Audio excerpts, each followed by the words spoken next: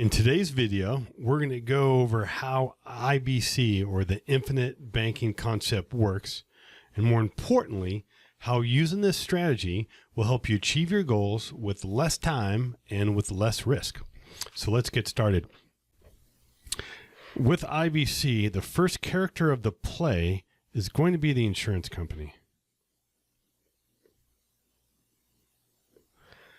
Now, before I go any further, I always give this disclaimer, is that I went to school for accounting, not English or art.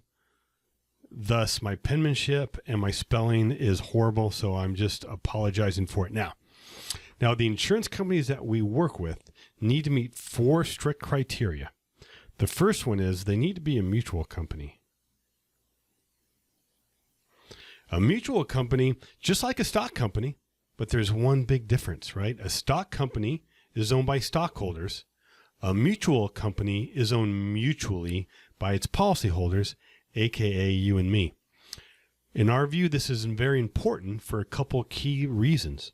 For one, any company, their main goal is to create value for their owners. So the stock company is going to make decisions on what's best for their stockholders, not the policyholders. But with a mutual insurance company, the owners and the policyholders are the same. So they're going to make decisions that are going to create more value for us. Also, just like any owner of a company, we get the profits. In a mutual company, what they will do at the end of the year, they'll take their profits, set a little bit aside for reserves, and then the rest come back to us as dividends. If that's the case, if we get all the profits of the insurance company, is it possible for them to overcharge us? I would argue no, if we're getting all the profits. So key thing is they need to be mutual. Also, they need to be 100 years or older. Also, they need to have paid dividends every one of those 100 years. So if you stop and think about it, that means they paid dividends during the Great Recession, during the Great Depression, and also the last time this country or this world has seen a pandemic, the pandemic of 1918. Thus, we believe if they were able to get through and be profitable during those very difficult times, that they're going to be in the best position for the next difficult time. Also, and finally, they need to support the infinite banking concept. There's some great insurance companies, but they don't support IBC, meaning that they don't allow first-year loans or put some restrictions on that, so we don't work with them. Now, the next character of the play is going to be your policy.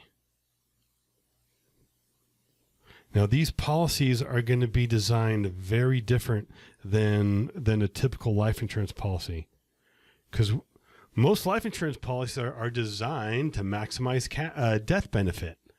We're doing the exact opposite. We're actually trying to minimize the death benefit so we can maximize the cash value. Now, there's going to be things that you do with your money. Some are going to be expenses and some are going to be assets. And to determine the difference of the two, we follow Robert Kiyosaki's definition. And he defines an asset brings cash flow to you. An expense takes cash flow from you. Very simple. Fortunately, IBC works for either. Now let's take a look at some options here. Now, let's say you had some debt. Want to use blue. Okay. Let's say you had some debt. Okay, let's say you want to invest in your business, which we are big proponents of, investing in yourself. Also, maybe you wanted to own some real estate. Perfect. Okay. Now, what's typically happening is let's kind of look a little deeper on buying real estate. You either need to come up with the whole purchase price to pay for it in cash or at least a down payment. But in essence, what you're probably doing is you're saving up money to buy that house. Perfect. And then once you have the amount for the house, what do? We drain the account down to zero. But then you want to buy another property, right? Or another asset. So we do the same thing. And then we drain our account. But here's a key thing. We always end up at zero. Now, if I were to ask you, at what point do you want your money to stop earning compound interest? Hopefully you said never, right? But the problem is the system you're using right now breaks that compound interest curve every single time. What we're going to show you with IBC, by adding one extra step, we're going to show you how you can never break that compound interest curve. It's kind of like a rewards credit card. If you can understand a rewards credit card, you can understand IBC. Now, why do most people use a rewards credit card? Well, I'll tell you the reason that I do is I'm going to buy this thing anyways. By adding one extra step, I get a few benefits. That's exactly what we're doing with IBC. We're adding one extra step and we're getting some extra benefits. Let's see how this works. Well, now what we're going to do here is we're going to create your family bank.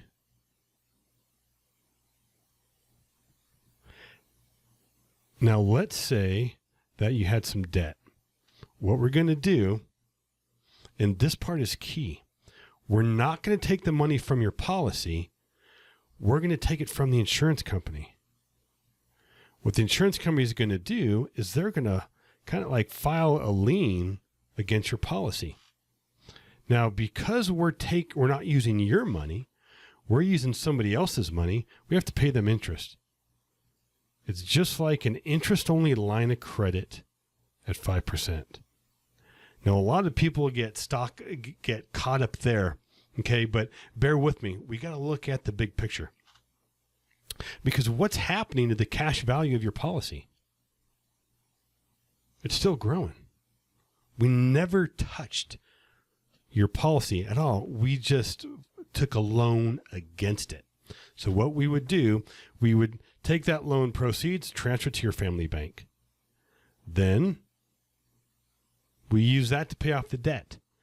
Now that we paid off debt, we should have freed up some cash flow that was going to pay that debt. We just redirect it to your family bank. Then we take that, pay back the insurance company. And then they take off the lien.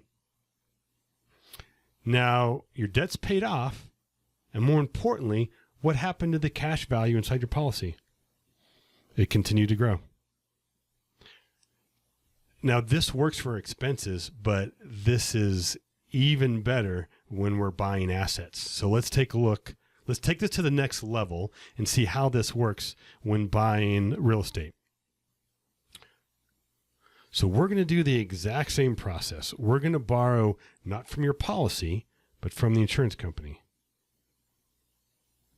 They're going to file a lien against your policy. Then we're going to take that and buy the real estate. That real estate better be cash flowing. If it's not cash flowing, it's probably not a good investment. But what we're going to do with that cash flow, we're going to take that, pay back the family bank. Then we'll pay back the insurance company. Then they will remove the lien. Now we have one cash flowing property. And what happened to our cash value?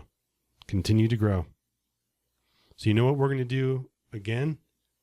We're going to hit the repeat button.